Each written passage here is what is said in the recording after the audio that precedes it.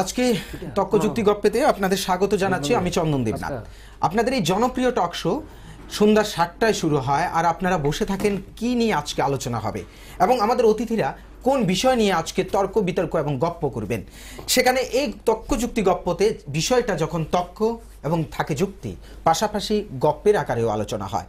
তাই আমাদের এই তর্কযুক্তি গপ্প আপনাদের কাছে খুব জনপ্রিয় হয়ে উঠেছে, যার প্রতিচ্ছবি আমরা পাচ্ছি এবং সব দিক থেকেই আমরা এই আপনাদের সাহায্য সহযোগিতা এবং আপনাদের যে আপনাদের সাথে চলার যে আমাদের সাথে আপনাদের চলার যে বিষয়টা, এটা আমাদের চোখে পড়ছে, অর্থাৎ আপনারা সাথে আছেন। তাই অসংখ্য ধন্যবাদ আপনাদের। পাশাপাশি আমরা যে কোনো বিষয় যদি বিতর্কিত বিষয় হয়ে দাঁড়ায়, রাজ্যের ক্ষেত্রে হোক এবং জাতীয় ক্ষেত্রে হোক কিংবা আন্তর্জাতিক ক্ষেত্রে, তাহলে এই তর্কযুক্তি গপ্পের আসরে কিন্তু স্থান পেয়ে যায় বিষয়টা।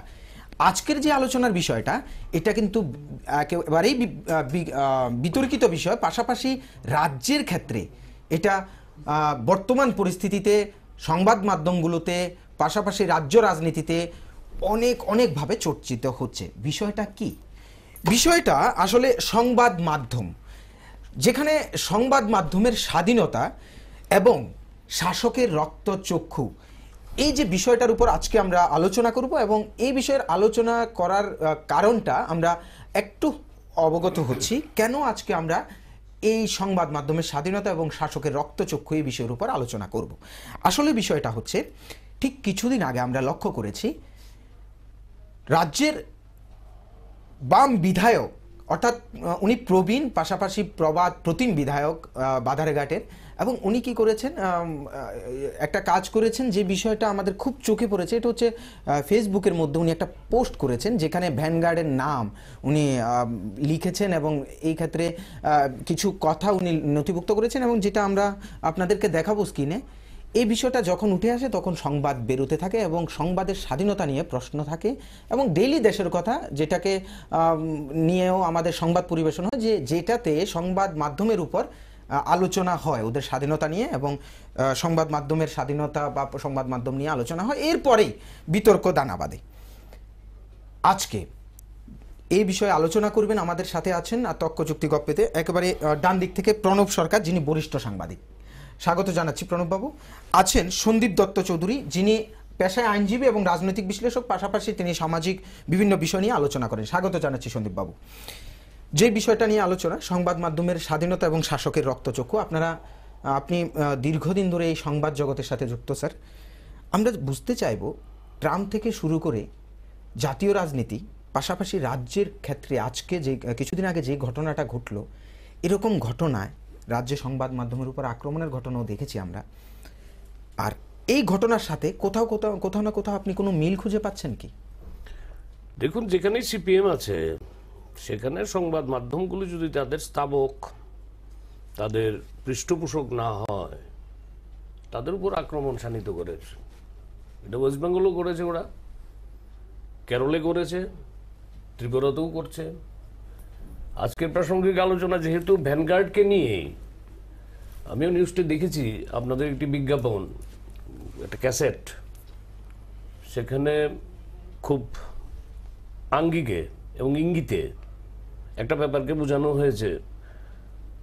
সেই ব্যাপারটা যদি যারাই দেখেছেন তারা সবাই উপলব্ধি করবেন যে সেখানে টার্গেট করা হচ্ছে শাসক সিপিআইএম দলকে, এবং সিপিআইএম দলের হাত থেকে মুক্তির সূর্যকে দেখাতে পারে, সেটা দেখাতে পারে ভারতীয় জনতা পার্টি। এ হচ্ছে বিষয়বস্তুটা, আপনাদের ভিডিও ক্লিপিংস যেটা আপনারা বিজ্ঞাপন আকারে দেখাচ্ছেন।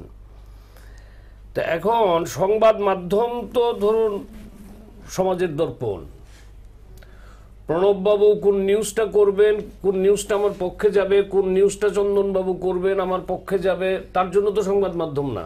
সংবাদ মাধ্যমের কাজই হচ্ছে সত্য ঘটনাটাকে সত্যনিষ্ঠভাবে তুলে ধরা, এবং এই তুলে ধরতে গিয়ে আপনি লক্ষ্য করে দেখবেন আমাদের এই রাজ্য 2011 সালে, সম্ভবত 2011 সালে আমাদের রাজ্যের সংবাদ মাধ্যমের ভাই যারা আছেন, যারা পেশাগত দায়িত্বটা খুব নিষ্ঠার সঙ্গে পালন করছেন, তাদেরকে যার পর নাই রাজ্যের স্বরাষ্ট্র দপ্তরের প্ররোচনায় তাদের উপর নিগৃহীত করা হয়েছিল। এ রাজ্যের বড় বড় পত্রিকা হাউসগুলোকে, সেটা আমরা সুকুমার সেনগুপ্তের আমল থেকেই লক্ষ্য করেছি, জরুরি অবস্থার সময় লক্ষ্য করেছি, যে এ রাজ্যের প্রবাদ প্রতিম সাংবাদিক সম্পাদক ভূপেন দত্ত ভৌমিক, আপনাদের স্টুডিওতে ঢুকার মুখেই ওনার বিশাল বড় ছবি আপনারা টাঙিয়ে রেখেছেন। সংবাদ জগতের একজন কিংবদন্তি লোক, রাজ্যের মানুষের কাছে উনি আশার স্থল ছিলেন যতদিন জীবিত ছিলেন। ওনাকেও কিন্তু গারদেপুরে শুধু আগর ত্রিপুরা রাজ্যে ওনাকে মানে রাখেননি, ওরা সুদূর ভেলোর সেন্ট্রাল জেলে ওনাকে পাঠিয়ে দেওয়া হয়েছিল। সংবাদ মাধ্যমের উপর এমন অ্যাটাক আসে, এবং এই অ্যাটাক সংবাদ মাধ্যমের উপর যত বেশি আসবে তত আমি মনে করি সংবাদ মাধ্যম সত্যনিষ্ঠ এবং দীপ্ত কণ্ঠে সত্যের জন্য, সংবাদ মাধ্যম তো সত্যের জন্য তারা লড়াই করে যাবে। এবং এই লড়াইয়ে দেখবেন, এই লড়াইয়ে পথ চলতে গিয়ে আপনি লক্ষ্য করে দেখবেন অযাচিতভাবে এবং অনভিপ্রেতভাবেই আপনি লক্ষ্য করে দেখবেন যে আপনার সঙ্গে পথ চলতে গিয়ে অনেক লোক আপনার সঙ্গে সামিল হয়ে গেছেন, যারা অযাচিতভাবে আপনাকে সাহায্য করছেন। আপনি হয়তো ওনার সাহায্য চাইছেন না। একটি মিডিয়া হাউস তৈরি করতে গেলে বর্তমান দিনে কি কঠোর পরিশ্রম। সংবাদ জগতে যারা কাজ করেন আমাদের ভাইরা, আমি দেখি আমরা পেশাগত দায়িত্ব যতটুকু জায়গাতে আমরা পালন করি, আমাদের এখানে তারা শীত গ্রীষ্ম বর্ষা কত কষ্ট করছেন, বাচ্চা বাচ্চা ছেলেগুলি। তারপর একটা ইনস্টিটিউশন ধীরে ধীরে তৈরি হয়। তো এখন সুব্রত বাবু রাজ্যের, কালকে একটি কাগজে দেখছিলাম সানিদবাবুর পত্রিকাতে, সুব্রত বাবু সম্বন্ধে সানিদবাবু লিখেছেন, প্রণববাবু, যে আপাত শান্ত স্বভাবের একটা শব্দ, বিশেষ শব্দ সানিদবাবুর কাগজে মেনশন করা হয়েছে, আপাত শান্ত স্বভাবের। এটা ঘটনা, সুব্রত চক্রবর্তীকে যারা ব্যক্তিগতভাবে চিনেন, আপাত শান্ত স্বভাবের লোকই উনি হঠাৎ এমন গর্জে উঠলেন কেন? তো সেটার একটা ব্যাখ্যা অবশ্য মিডিয়াগুলো কালকে দিয়েছে, যে এই প্রতিযোগিতার বাজারে মানিকবাবু এবং বিজন বাবুদের নেক নজরে উনি পড়তে পারছেন না এই প্রতিযোগিতার বাজারে। তো এমন কিছু নতুন নতুন কিছু বলে উনি হয়তো মানিকবাবু এবং বিজন বাবুদের নেক নজরে, গৌতম বাবুদের নেক নজরে আসার চেষ্টা করছেন। তার জন্য হঠাৎ করে উনি খেপে গেলেন, আর খেপে ধরলেন কাকে? ধরলেন সেই ভ্যানগার্ডকেই। আমরা তো দীর্ঘদিন মানে প্রারম্ভিক অলমোস্ট দিন থেকে ভ্যানগার্ডের সঙ্গে আছি, একসঙ্গে অনেকটা পথ আমরা চলে এসেছি। ভ্যানগার্ডে এরকম বিভিন্নভাবে এর আগেও চাপ সৃষ্টি করা হয়েছে, অন্যভাবে প্রশাসনিকভাবেও চাপ সৃষ্টি করা হয়েছে। প্রশাসনিক আধিকারিকদের দিয়ে এই সিডি চাই, ওই চাই, এই শোকজের উত্তর দিন।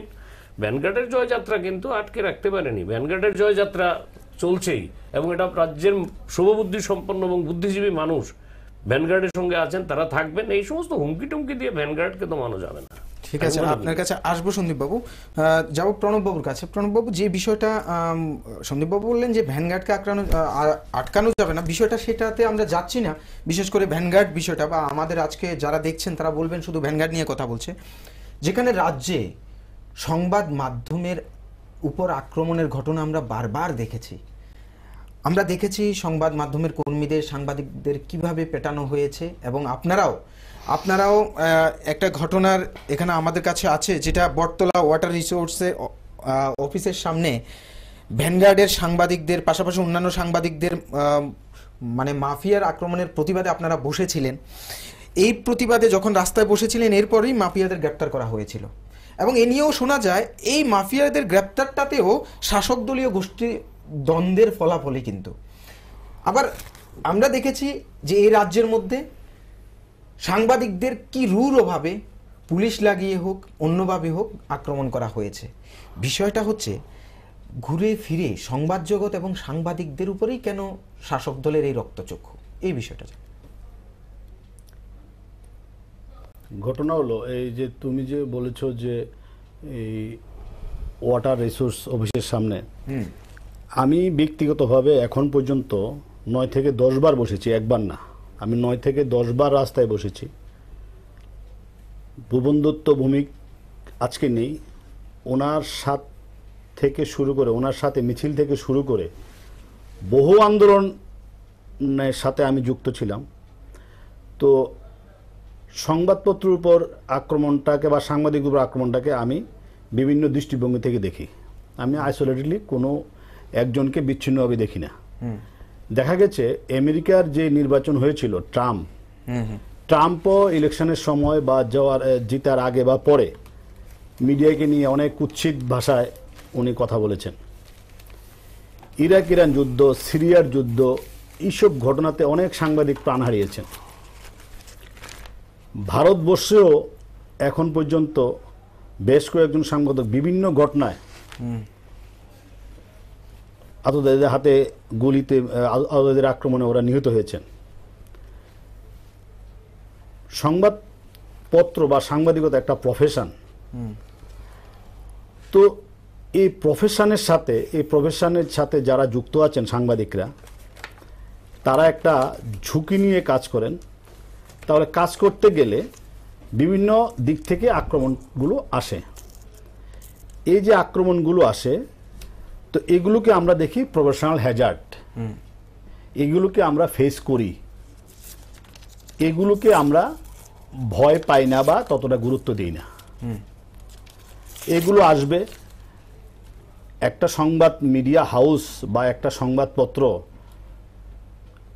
যার বিরুদ্ধে খবর পরিবেশন করবে, যার বিরুদ্ধে অভিযোগ থাকবে, তো ও তো সঙ্গত কারণেই রাগ হবেন, আক্রমণ করবে, এটা স্বাভাবিক। এটা আমরা ধরে নিই, এগুলোকে আমরা গুরুত্ব দেই না। কারণ অনেক তো দেখেছি, সুব্রত চক্রবর্তীর মতন অনেক আমরা দেখেছি।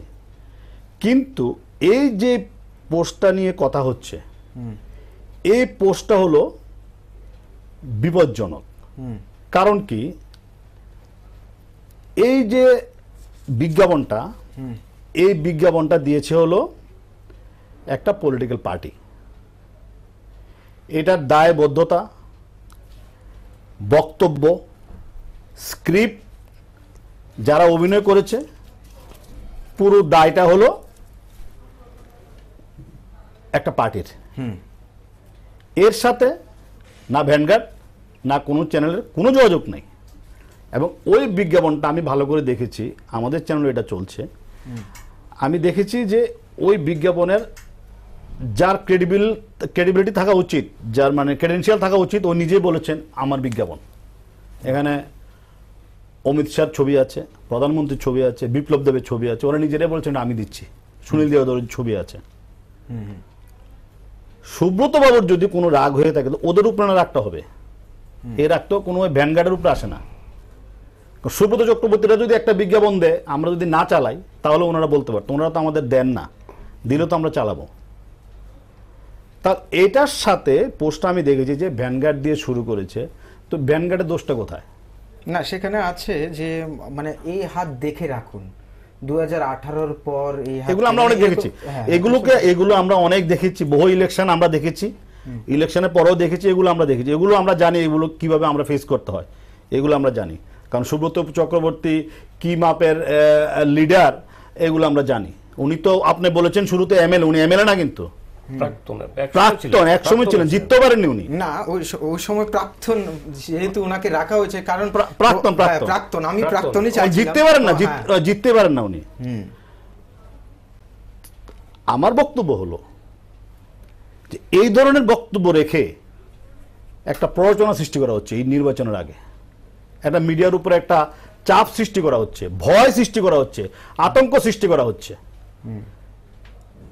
কারণ যে পোস্টটা উনি দিয়েছেন, এই পোস্টের সাথে কোনো চ্যানেল কোনোভাবেই যুক্ত না। এটা টোটাল ড্রাইভার হলো একটা পলিটিক্যাল পার্টির। না, ঠিক আছে প্রণববাবু, আসবো আমি এই সন্দীপ বাবুর কাছে, এক্ষেত্রে যেতে চাইবো এবং জানতে চাইবো, আচ্ছা একটা পলিটিক্যাল পার্টি কি কোনো পলিটিক্যাল পার্টির বিজ্ঞাপন চললে, সংবাদ মাধ্যমে যদি চলে, সেটার দায়ভার আপনি যেহেতু একজন আইনজীবী সেহেতু আপনার কাছে এটা জানার ইচ্ছা থাকবে যে একটা সংবাদ মাধ্যমে যদি রাজনৈতিক বিজ্ঞাপন চলে, সেই ক্ষেত্রে এই ক্ষেত্রে কোনো সংবাদ মাধ্যম অপরাধ আছে? এটা তাদের কি প্রণববাবু তো এটা পরিষ্কার করেই বললেন, দীর্ঘদিন সময় প্রণববাবু আমাদের এই কি বলে মিডিয়ার সঙ্গে জড়িত প্রণববাবু। তো এটা তো খুব পরিষ্কার, বিজ্ঞাপন যিনি দেবেন, এই যেমন ধরুন প্রাণের অ্যাডভার্টাইজ দিচ্ছে, মোবিলের অ্যাডভার্টাইজ হচ্ছে, গাড়ির অ্যাডভার্টাইজ হচ্ছে, যে প্রোডাক্টের অ্যাডভার্টাইজ দিচ্ছে, আপনি তো প্রোডাক্টটাকে সার্টিফাই করছেন না, আপনি বিজ্ঞাপন দাতার যে বিজ্ঞাপনটা সেটাকে আপনি টেলিকাস্ট করছেন, বিনিময়ে আপনি আপনার পেশাগত দায়িত্ব পালন করছেন, আপনি প্রফেশনালি আপনি তার কাছ থেকে রেমুনারেশন নিচ্ছেন। এটা আপনার টোটাল লাইবিলিটি যা আছে, যেহেতু বিজেপি দলও বলছে যে এই যে টেলিকাস্টটা, ক্যাসেটটা, ইট ইজ অফ আমাদের। আজকে যদি সিপিআইএম দল আপনাকে একটি বিজ্ঞাপন দেয়, আপনি কি একটি মিডিয়া হিসেবে আপনি কি অস্বীকার করতে পারবেন যে না আমি এটা ছাপাবো না? অস্বীকার করতে পারবেন? তাহলে তো একটা বেসিক প্রশ্ন এসে যায়। গত 2 বছর আগে মোদী সরকারের 2 বছর পূর্তি হয়েছে। আমার কাছে পত্রিকাটা আছে, ওই সুব্রত বাবুর জ্ঞাতার্থে বলি, পত্রিকাটা আনন্দবাজার পত্রিকা, রবিবার 14 অক্টোবর 2015, আজ থেকে প্রায় 1.5-2 বছর আগের পত্রিকা। আনন্দবাজার, রবিবার 4 অক্টোবর 2015। ত্রিপুরা থেকে একটা চ্যালেঞ্জ করা হয়েছিল, তখন সুব্রত বাবু কোথায় ছিলেন? যদি মিডিয়ার দায়িত্ব, যদি মিডিয়া ওনাদের পত্রিকাতে, এই যে দেখুন ওনাদের পত্রিকাতে হোয়াট ওয়াজ দ্য ক্যাপশন, আমি আপনাকে দেখাচ্ছি, এই যে, না আমি তারিখটা ভুল বলেছি, 4 জুলাই 2016। আনন্দবাজারের মতো এত বড় কাগজে এত বড় নিউজ, মুখপত্রে বিজ্ঞাপন কেন মোদির প্রশ্ন সিপিএমে।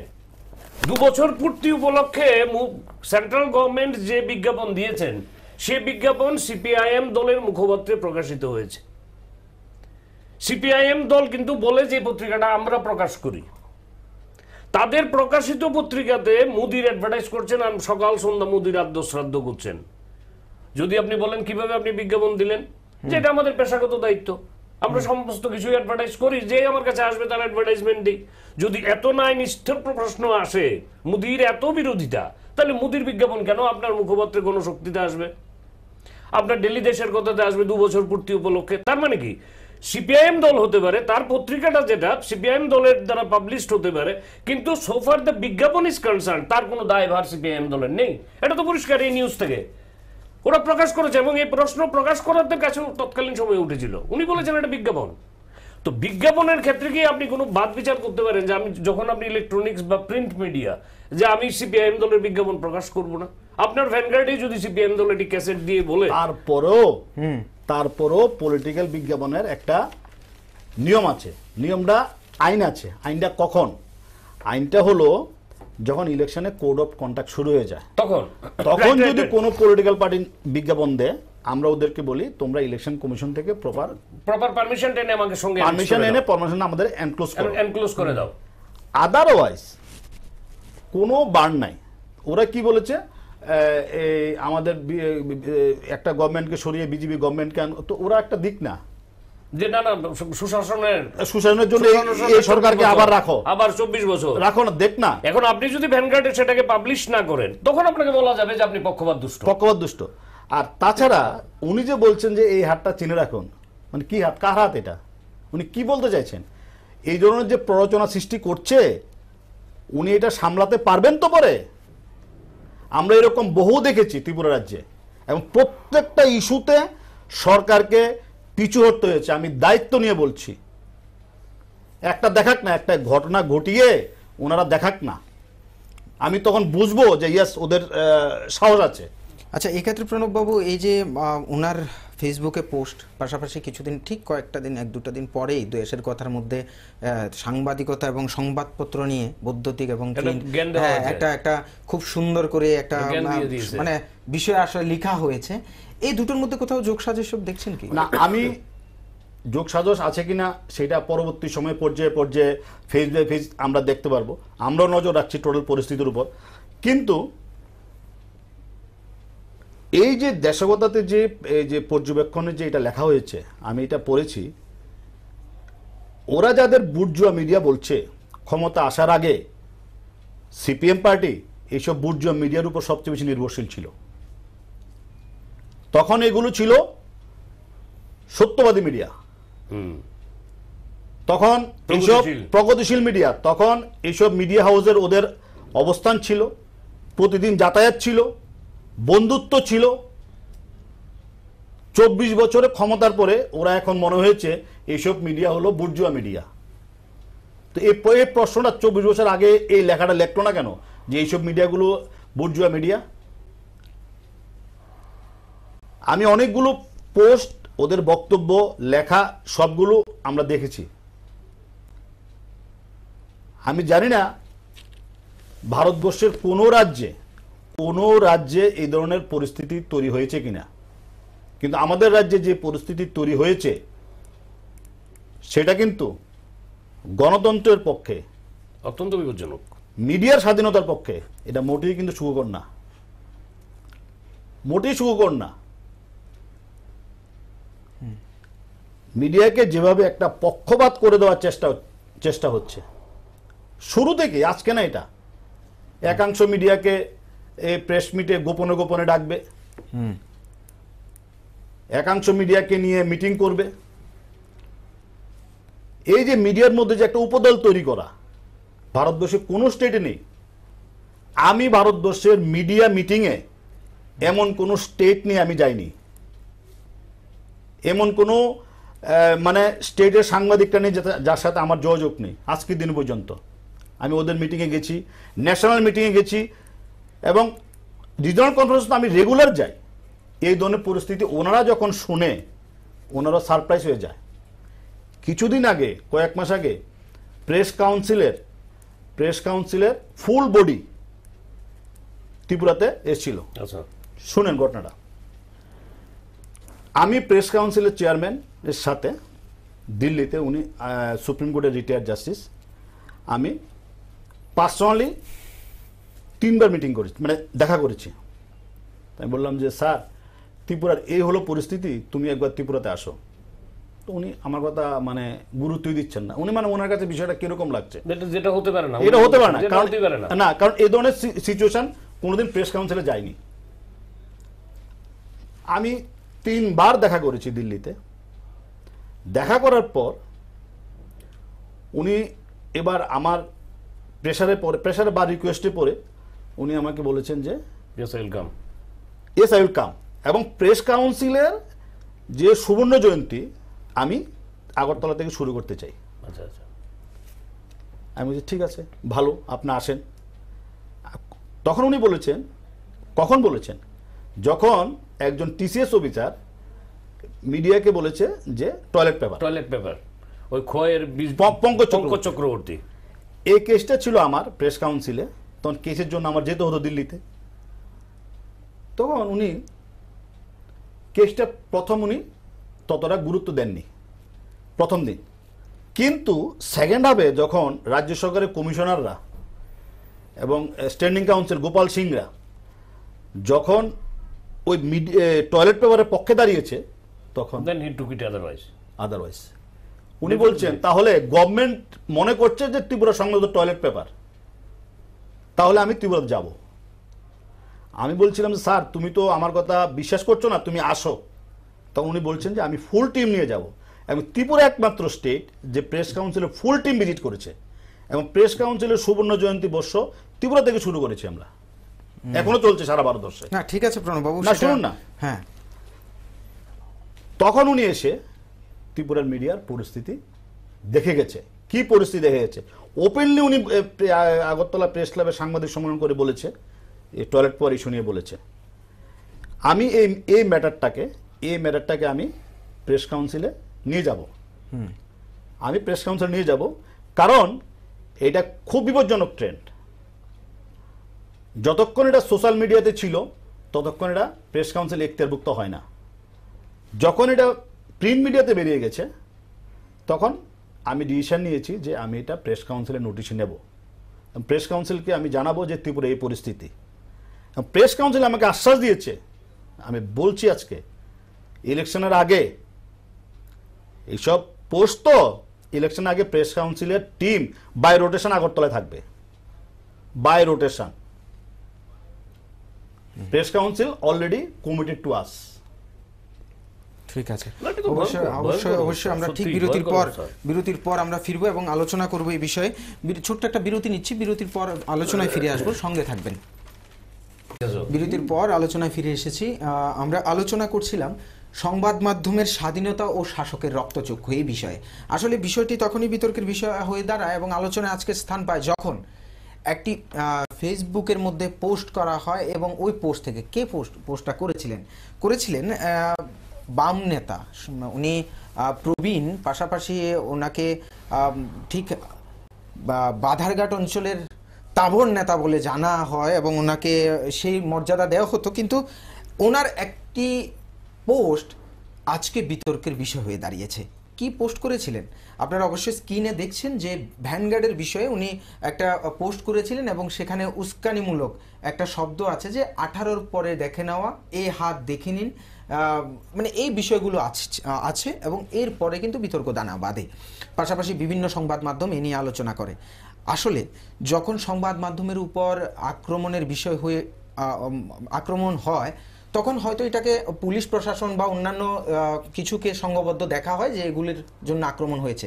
কিন্তু যখন আমাদের রাজ্যের নেতারা, রাজনৈতিক নেতারা এই বিষয়ে ইন্ধন যোগান, তখন সেটাকে কি হিসাবে দেখা হয়? চলুন দেখে নিয়ে আমাদের রাজ্যের মুখ্যমন্ত্রী মহোদয় কি বলেছেন সংবাদ মাধ্যমকে নিয়ে এবং উনি ঠিক কি বোঝাতে চেয়েছেন। দেখে নেব ফুটেজটা।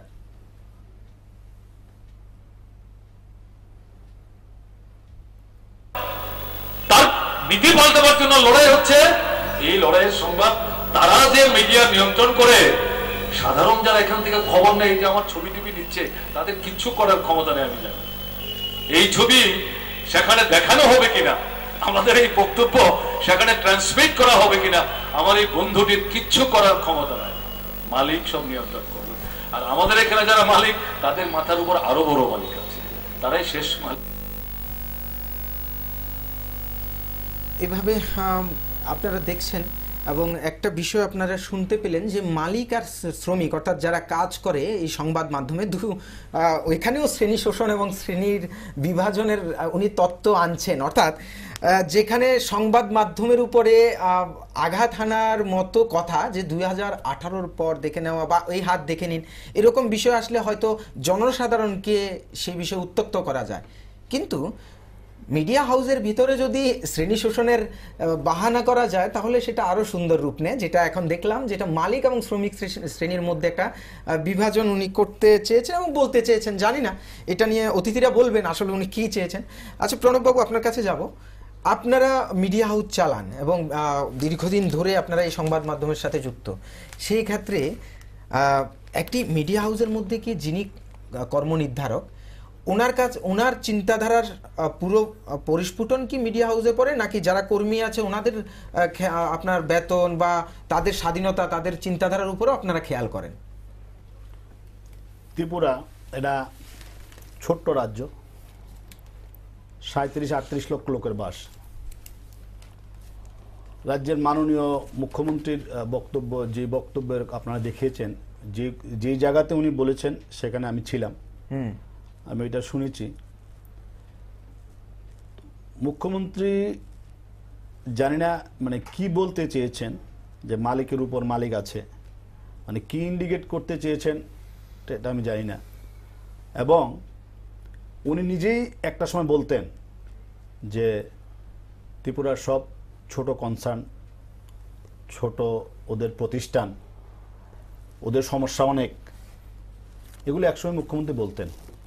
এখন হয়তো বলাটা একটু চেঞ্জ হয়ে গেছে। কিন্তু এই যে পলিসি নির্ধারণ, তুমি যেটা বলছিলে যে একটা নীতি নির্ধারণ বা পলিসি নির্ধারণ, আমি আমারটা বলতে পারবো। আমি যে প্রতিষ্ঠানটা চালাই বা আমরা যে সহকর্মীরা মিলে আমরা চালাই, আমাদের পলিসি হলো একটাই পলিসি, আমরা এটা ডিক্লেয়ার পলিসি, আমরা এটা দিয়ে দিই সবসময়, স্থাবকতা নয় সত্যের মুখোমুখি, আমরা দিয়ে দিই, এটা আমরা ডিক্লেয়ার পলিসি। এবং আরো একটা আমরা বলি যে আমরা নিরপেক্ষ না, আমরা বিপন্ন মানুষের ফেস। এই অন্যায়টা, এই দুর্নীতিটা যেখানেই হবে, এটা যেই দলেই করুক, আমরা তাদের বিরুদ্ধেই কথা বলি। অতীতে অনেক আমরা দেখিয়েছি, বলেছি, আপনারাও দেখিয়েছেন, বলেছেন। যখন কোনো নেতার বিরুদ্ধে যায় তখন এই ধরনের কথা অনেকেই বলেন, যেটা মুখ্যমন্ত্রী বলেছেন যে ওদের কিছু করার নাই, এগুলো ওনারা বলেন। একটা সময় ওনারার মুখ দিয়ে আমরা শুনেছি যে যখন 24 বছর আগে সংবাদপত্র, মিডিয়া সত্য কথা বলেন, সব জোট আমলের কাহিনী ওনারা তুলে ধরেছেন। জোট আমলের বিভিন্ন ঘটনা যেগুলো সে অভিযোগ ছিল, অন্যায় অবিচার, এগুলো সংবাদ মাধ্যমের মাধ্যমে সারা ভারতবর্ষে জেনেছে। তখন এইসব মিডিয়া ছিল সত্যের মিডিয়া। এখন উনি বলছেন ওরা সত্য কথা বলে না। তো এসব ব্যাখ্যা আমরা দেই না, আমি দেই না ব্যক্তিগতভাবে।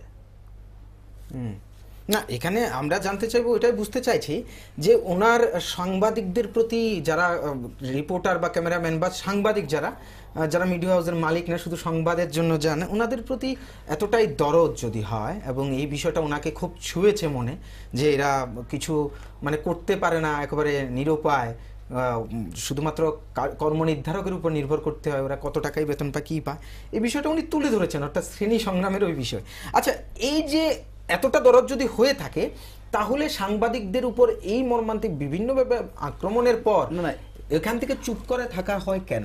এটা যদি এই যে শ্রেণী সংগ্রামের বিভাজন যদি বলতে হয়, তাহলে অনেকক্ষণ সময় লেগে যাবে।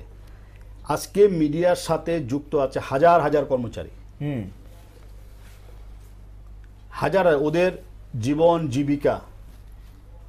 সরকার তো দেখে না ওয়েলফেয়ার, কম দেখুক বেশি দেখুক মিডিয়া হাউসগুলি দেখে। সরকার বলুক না এইসব মিডিয়া হাউসের জন্য, এই যে এইসব শ্রমিকদের ওয়েলফেয়ারের জন্য সরকার কি করেছে। বিভিন্ন রাজ্যে মিডিয়া হাউসগুলোকে সরকার থেকে অ্যাড দেওয়া হয়, আমাদের এখানে দেওয়া হয়? আমাদের এখানে দেওয়া হয় না। বলাটা খুব সহজ, লড়াইটা আমরা করি। এখানে কেউ মালিক না, সবাই এখানে লড়াই করে।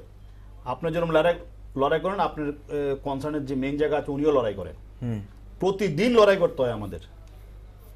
ত্রিপুরার ছোট্ট জায়গা, রিসোর্স খুব ছোট। কয়টা সংস্থা আছে এখানে বড় বিজনেসম্যান? কর্পোরেট সেক্টর নেই, কর্পোরেট সেক্টর একদম নীল, মিডিয়াম স্কেল ইন্ডাস্ট্রি একদম নীল।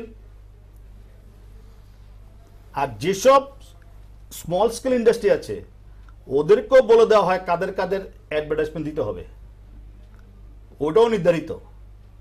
তো শ্রেণী সংগ্রামের গল্প আমাদের বুঝিয়ে লাভ নেই। না, আপনাদের কি করে অ্যাডভার্টাইজমেন্ট দেবে? আপনারা শুধুমাত্র সরকারের বিরোধিতাই করে যাচ্ছেন এবং আপনারা কোনো কিছু মানে নিরপেক্ষ নয়, আপনারা শুধু সরকারের খুঁটিনাটি তুলে আনছেন, যেগুলো ভুল করছে বা বিষয়গুলো করছে। আপনাদের কেন দেবে সরকার? কেউ যদি, কোনো শাসক দলের লোক যদি টাকার বিছনে ঘুমায়, এটা দেখানো যদি সরকারের খুঁটিনাটি তুলে ধরা হয়, তাহলে তো we are proud of this media হওয়া উচিত। এবং এরপরে তো ওই লোকটার বিরুদ্ধে অ্যাকশন নিল। ইদানিংকালের যদি একটি ঘটনা ধরি, এই যে আনোয়ারা নিরপেক্ষভাবে ছাত্ররা আন্দোলন করছিল, এই আন্দোলনটাকে মিডিয়া যেভাবে হাইলাইটেড করেছে, যদি সেটা না করতো এই মৃত্যুটাকে সাধারণ একটা মৃত্যু হিসেবে কবর থেকে তার বডি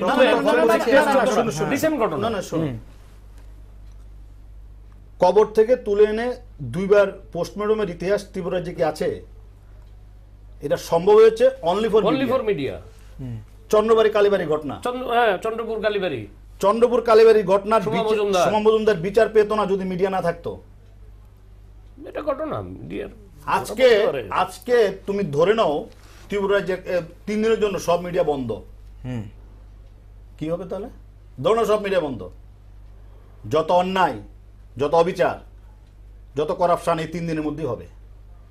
এখনো যদি প্রশাসন লোকেরা যদি কিছুটা ভয় পায়, সেটা মিডিয়াকে ভয় পায়, কারণ ওনারা জানে ওদের বিরুদ্ধে কোনো ওই রকম ব্যবস্থা হবে না। শুধু মিডিয়াতে নেই, মিডিয়াতে যদি ওদের ফেস চলে আসে, এই ভয়ে কিন্তু ওনারা তটস্থ থাকে। তো এই তটস্থ থাকার কারণে যদি কারোর গাত্র দেওয়া হয়, এই জবাব তো আমি দেব না, কারণ আমরা এটা দেখাবোই। মিডিয়া না থাকলে নির্ভয়াকাণ্ড ভারতবর্ষ হতো না। হ্যাঁ, নির্ভয়াকাণ্ড হতো। নির্ভয়াকাণ্ডে তার মা বাবা বিচার পেত না। ঠিক আছে, আপনারা বলছেন যে মিডিয়ার না থাকলে আনোয়ারার ইস্যুটা আজকে সামনে আসতো না। আমি আপনাকে একটা কথা বলি, মানিক সরকারের যে প্রসঙ্গটা থেকে সেকেন্ড হাফ আপনি শুরু করেছেন, মানিক বাবু বক্তৃতাতে বলেছেন এবং প্রণব বাবু বললেন যে আমি সেই মিটিং এ ছিলাম। বলেছেন আপনারা যেগুলো রেকর্ডিং করছেন সেটা টেলিকাস্টেড হবে কিনা আমি জানি না, কারণ আপনারা যেটা পাঠাবেন সেটা মালিক গোষ্ঠী এটার মধ্যে স্ক্রিনিং করবেন এবার মালিক গোষ্ঠীর উপর মালিকের উপর মালিক আছে, তার মানে কি শাসক দলের ভয়ভীতি? যদি আপনি এই জিনিসটাকে ওভাবে ব্যাখ্যা করেন, বিজ্ঞাপন প্রণববাবু কথা অনুসারে বিজ্ঞাপন কোন বেসরকারি সংস্থাটা কাকে বিজ্ঞাপন দেবে সেটাও যদি শাসক দল নির্ধারণ করে দেয়, তাহলে তো মানে কথা অ্যাবসলিউটলি কারেক্ট যে মালিকের উপরও মালিক আছে, তার মানে মেলার মাঠ, মালিকের উপর মালিক হচ্ছে মেলার মাঠ। মেলার মাঠ থেকে যে দিক নির্দেশিকা দেওয়া হবে বেসরকারি সংস্থাটিকে, যে সাংবাদিকদের মধ্যে দল উপদল তৈরি করা হবে, সেটাকে কিছু লোকে পৃষ্ঠপোষকতা করবে, কিছু লোকে স্থাপকতা করবে, সেটা তো মালিকের উপর মালিকের অঙ্গুলি হেলনে। তাহলে তো মালিক উপর কথা জাস্টিফাইড যে আমরাই শেষ কথা, আমরাই বলবো। তাহলে এই কথা জাস্টিফাইড সুব্রত চক্রবর্তী যে কথা বলেছেন, যদি আবার ফিরে আসি দেখে নেব, তার মানে কি আমার রণহুঙ্কারই শেষ কথা, আমার বিরুদ্ধে কোনো বলতে পারবেন না। এবং মিডিয়া আজকে না, আমার কাছে 1953 সনের পত্রিকা আছে, আনন্দবাজারের হেডলাইন 23শে জুলাই 1953। সেদিন আনন্দবাজার লিখছেন, ইহারা জননীর গর্ভের লজ্জা। আনন্দবাজার 23শে জুলাই 1953, কলকাতার ময়দানে আক্রান্ত সাংবাদিকরা। 1953 বিধান রায় পশ্চিমবাংলার মুখ্যমন্ত্রী অ্যাটাক্ট হয়। 1984 সনে জ্যোতি বসু মুখ্যমন্ত্রী, অ্যাটাক হচ্ছেন সাংবাদিকরা। আনন্দবাজার পত্রিকার অফিসের ভেতরে ঢুকে আনন্দবাজারের সাংবাদিকদেরকে পাঠানো হয়েছিল। বারবার সাংবাদিকদের কেন? না, আপনারা দেখাতে পারবেন না, সরকার বিরোধী সরকারের কোন ধরনের লফলস আপনি দেখাতে পারবেন না। দেখালেই আপনি একদম চিহ্নিত, আপনি চিহ্নিত যে আপনাকে সামনে বুলেটের সামনে দাঁড় করিয়ে দেওয়া হবে। আপনি দেখাবেন শুধু সরকারের জয়গান জয়গান জয়গান। কিছুদিন আগে মানিকবাবু বলেছেন যে পত্রিকায় যদি পড়তে হয় দেশের কথা বলুন। কিছুদিন আগে মানিকবাবু ওপেন মিটিংয়ে বলেছেন, যদি পত্রিকা পড়তে হয় পত্রিকা পড়বেন দেশের কথা, দেশের কথার বাইরে কোথাও কোনো পত্রিকা পড়বেন না। তার মানে আগরতলা শহর থেকে যে প্রভাতী দৈনিক সংবাদগুলো বেরোচ্ছে, আপনি সেগুলোতে দেখবেন সরকার বিরোধী নিউজ আছে। আপনি সকালবেলা ইলেকট্রনিক্স মিডিয়াতে যে সমস্ত নিউজগুলো পরিবেশন করা হচ্ছে, সরকার বিরোধী নিউজ আছে। আবার এটা তো ঘটনা, ত্রিপুরা রাজ্যের মিডিয়া ভারতবর্ষের অনেক মিডিয়া থেকে নিরপেক্ষ। এরা একই মিডিয়া, যেমন প্রণববাবু যে মিডিয়া গোষ্ঠীর, আমি প্রণববাবুর এই চ্যানেল আমি খুব রেগুলার দেখি, তারা কিন্তু সরকারের প্রত্যন্ত গ্রামে কোথাও সরকার জল, পানীয় জল দিতে পারছেন না, কোথায় মানুষ ম্যালেরিয়াতে আক্রান্ত হচ্ছেন, সিমিলারলি সরকারের উন্নয়নমূলক কাজগুলোকেও কিন্তু তারা টেলিকাস্টেড করছেন। যে দেখুন এই যে সরকার আজকে এই কাজটা করেছে, এই কাজটাকে প্রশংসা করছি। সেক্ষেত্রে আমরা নিউজ ভ্যানগার্ড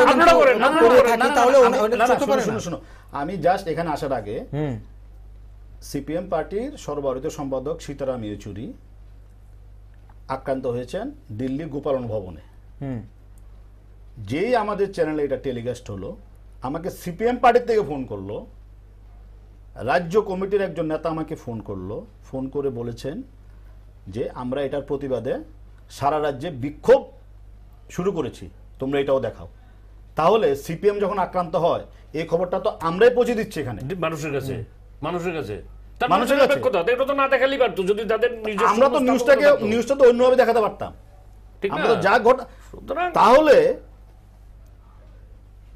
সব কথা হলো সবসময় ওদের গুণগান গাইতে হবে, শাসক দল ঘুমের থেকে উঠে ঘুমানো পর্যন্ত ওদের কথা বলতে হবে, তাহলে মিডিয়া হলেন ত্রিপুরাতে নিরপেক্ষ। এটা সব শাসক দলের একই চরিত্র, সব শাসক দলের। আপনি দেখুন, তাই লিখছে আনন্দবাজার লিখছে এই পয়েন্টের উপর, তারিখটা হচ্ছে 4 অক্টোবর 2015। কি লিখছে?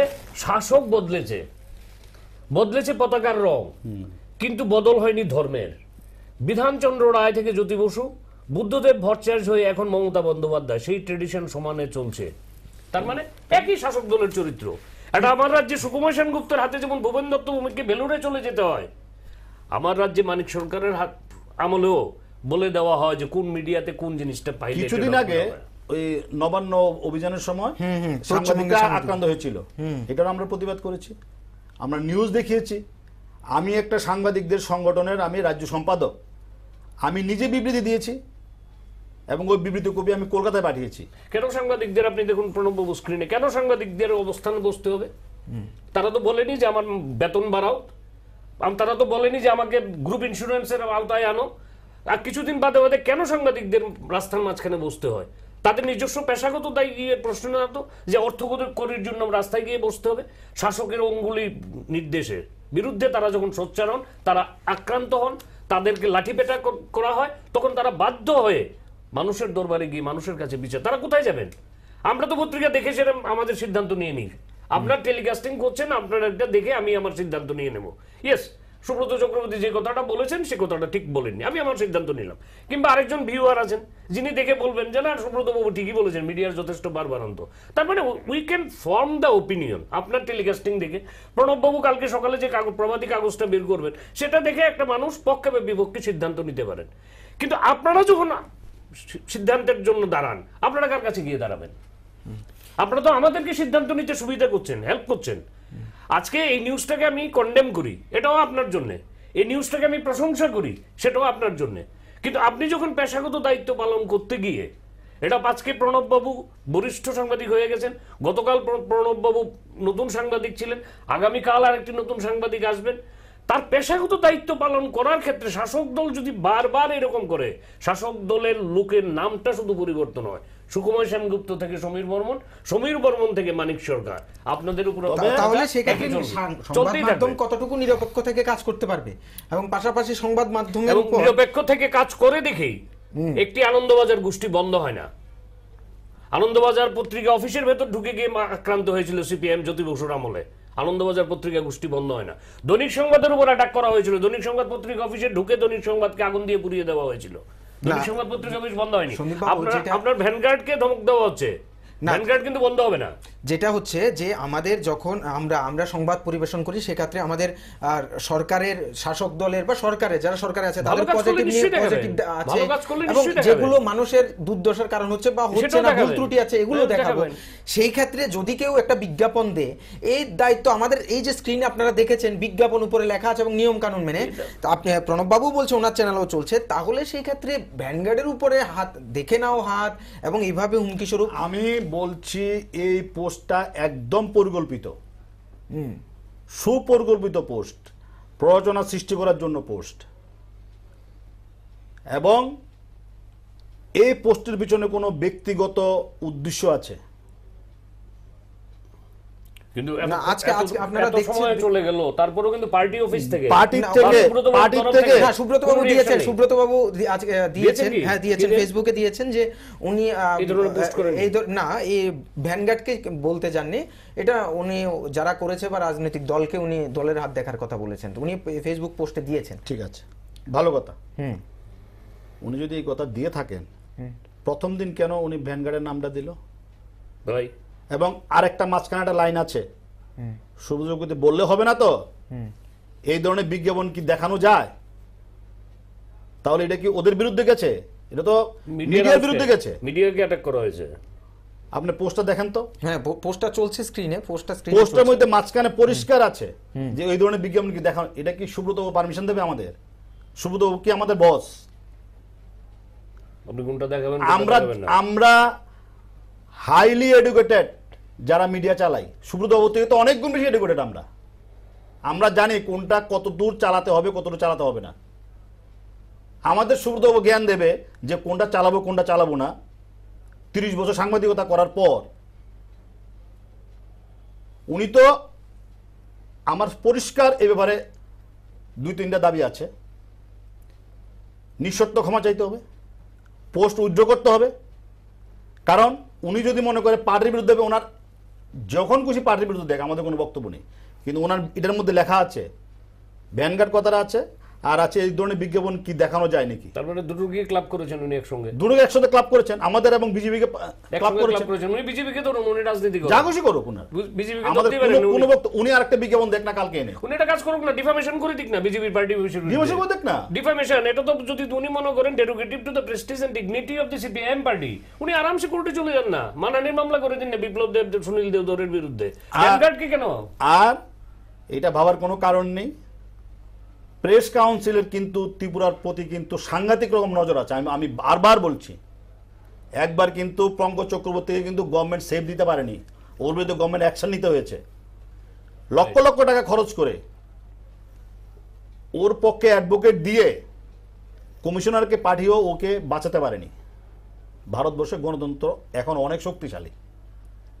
যদি মনে করে যে উনি 18 পরে কিছু করবেন, উনি মূর্খের স্বর্গে আছেন। কারণ প্রেস কাউন্সিল কিন্তু ত্রিপুরার এইসব নেতাদের উপরে কিন্তু সাংঘাতিক নজরদারি চালাচ্ছে। প্রেস কাউন্সিলে কি পাওয়ার আছে এটা কিন্তু সন্দীপ বাবুরা বলতে পারবেন। এটা কিন্তু একটা কিন্তু জুডিশিয়াল এটা জাজমেন্টের এগেইনস্টে স্ট্যাটুটরি বডি, এটা জাজমেন্টের এগেইনস্টে তোমার যেতে হবে একদম সুপ্রিম কোর্ট, আর মাঝে মাঝে কোনো জায়গা নেই, মাঝখানে কোনো অ্যাপিলেবল সুপ্রিম কোর্ট যদি প্রেস কাউন্সিল যদি সুব্রত বাবুকে কিছু করে, সুব্রত বাবু কিন্তু ওই সুপ্রিম কোর্টে দৌড়াতে হবে, কিন্তু ত্রিপুরা জায়গা নেই কিন্তু আর, যেখানে বসে উনি কাজ করবেন তার সুবিধা নেই, যে আমি হাইকোর্টে গিয়ে মাপ চেয়ে বলবো আমার শেষ হয়ে গেছে, এই সুবিধা আর নেই, হবে না কিন্তু। আর সবচেয়ে বড় কথা কি প্রণববাবু, আমার যেটা মনে হয় আপনার মতো বরিষ্ঠ সাংবাদিকের সঙ্গে, সেটা হচ্ছে তারপরে আপনি একটি সংগঠনের সম্পাদক, দলেও কিন্তু ট্রান্সপারেন্সি নিয়ে এই ব্যাপারে একটা রিঅ্যাকশন থাকা উচিত, দলে উচিত ছিল, because he is a member of that political party. আজকে পর্যন্ত কিন্তু দলের কোনো ট্রান্সপারেন্সি নেই, কোনো বিবৃতি নেই যে ইয়েস উই সাপোর্ট ইট, কিংবা ম্যাটারটা আমরা মানে আনওয়ান্টেড হয়ে গেছে, ফর দ্যাট আমরা আলোচনা করব সাংবাদিক বন্ধুদের সঙ্গে, কিংবা তাদের সঙ্গে আমরা আলোচনার জন্য ওয়েলকাম করি, যে কোনো ধরনের একটা বিবৃতি, পজিটিভ নট ডিস্ট্রাকটিভ। তার মানে কি সুব্রতবাবু যেটাকে পোস্ট করেছেন, হুমকি দেখিয়েছেন, আপনাদেরকে ভয়ভীতি দেখিয়েছেন, নীরবতা অবলম্বন করে সিপিআইএম পার্টিও সেই জিনিসটা করছেন। কেন যান না বাবা বিজেপির দিকে, যান না বিজেপিকে ধরুন না, যদি এত হিম্মত থাকে ভ্যানগার্ডকে না ধরে, ইলেকট্রনিক্স মিডিয়াগুলোকে না ধরে, ডাইরেক্ট বিজেপিকে ধরুন না। মিডিয়ার কি করেছেন? মিডিয়া তো কিছু করেনি। তাহলে আপনি দেশের কথায় যে বিজ্ঞাপন কি ছাপান, আপনি কাকে জিজ্ঞেস করে সেই বিজ্ঞাপন ছাপান? এটা আপনি পেশাগত দায়িত্ব পালন করার ক্ষেত্রে করেন, সরকারি বিজ্ঞাপন ছাপাচ্ছেন, বেসরকারি বিজ্ঞাপন ছাপাচ্ছেন। ওনারা হলে বিজ্ঞাপন ছাপাতে পারবে, আমরা হলে বিজ্ঞাপন চালাতে পারবো না। হ্যাঁ, ওনারা ব্যবসার ক্ষেত্রে দেশের কথা বিজ্ঞাপন দিচ্ছেন না, বাইরের কর্পোরেট হাউসের বিজ্ঞাপন ত্রিপুরাতে দেশের কথা পায়, কি করে পায়? কর্পোরেট এই যে মোদী সরকারের গুণগানের বিজ্ঞাপনগুলো, এগুলো সরকারের বিজ্ঞাপন, এগুলো তো সব সিপিএম মুখপাত্র ছাপে, ওরা ছাপে না, ওনারা আবার টাকা নেয়, আবার মোদীকে কি গালাগাল করছেন। আর আমরা পারবো না, আমরা যদি এইসব বিজ্ঞাপন চালাই তাহলে আমাদের 18 পরে দেখে নেবে, বহুত দেখা আছে, 18 পরে দেখে নেবে। অবশ্যই অসংখ্য ধন্যবাদ, আপনারা আজকের আলোচনায় আছে আমাদেরকে সময় দিয়েছেন, এবং যারা দেখছেন তাদেরকে একটাই কথা যেতে যেতে, যে আজকের তর্কযুক্তি গপ্প হয়তো শেষ করতে যাচ্ছি। আজকে অতিথিরা বললেন যে সংবাদ জগৎ হচ্ছে, বা এই সংবাদ জগৎ চতুর্থ স্তম্ভ, গণতন্ত্রের চতুর্থ স্তম্ভ বলা হয়। তবে গণতন্ত্রের চতুর্থ স্তম্ভের উপরে শাসক দলের রক্তচক্ষু পড়ে অনেক উদাহরণ এমন আছে, কিন্তু আমাদের রাজ্যে যেভাবে শাসক দলের নেতামন্ত্রীরা কখনো মাইকের সামনে, কখনো ফেসবুক পোস্টে, কখনো অন্যভাবে আক্রমণ শানান, ইন্ধন যোগান মানুষকে, সংবাদ মাধ্যমের উপর মানুষের রোষ সৃষ্টি করতে, তখন কিন্তু সেটা প্রশ্নের মুখে দাঁড়ায়। এবং আমাদের যে সংবাদ মাধ্যমকে গণতন্ত্রের চতুর্থ স্তম্ভ বলা হয়, এবং সংবাদ মাধ্যম নিরপেক্ষ দৃষ্টিতে কাজ করে, এই ক্ষেত্রে অবশ্যই প্রশ্নচিহ্নের মুখে হয়ে দাঁড়ায় যে আসলে সংবাদ মাধ্যমকে কতটুকু গুরুত্ব দিচ্ছে। কিন্তু আজকের এই আলোচনা থেকে একটা জিনিস উঠে আসছে, সেটা হচ্ছে রাজ্যের বা দেশের কোনো মিডিয়ার উপর যদি আক্রমণ আসে, তাহলে সেখানে মানুষের জনমতের উপর আক্রমণ, মানুষের চিন্তা চেতনা এবং চিন্তাধারার উপর আক্রমণ। কারণ মিডিয়া মানুষের কথা, জনগণের কথা তুলে ধরে, আর যেটা কাজ করে সেটা নিজের দায়রা এবং আইনের মধ্যে থেকেই কাজ করে। তাই অসংখ্য ধন্যবাদ। যেতে যেতে তর্কযুক্তি গপ্প আপনারা দেখছিলেন, এবং আগামী পর্ব দেখার আমন্ত্রণ জানিয়ে বিদায় নিচ্ছি আপনাদের চন্দন।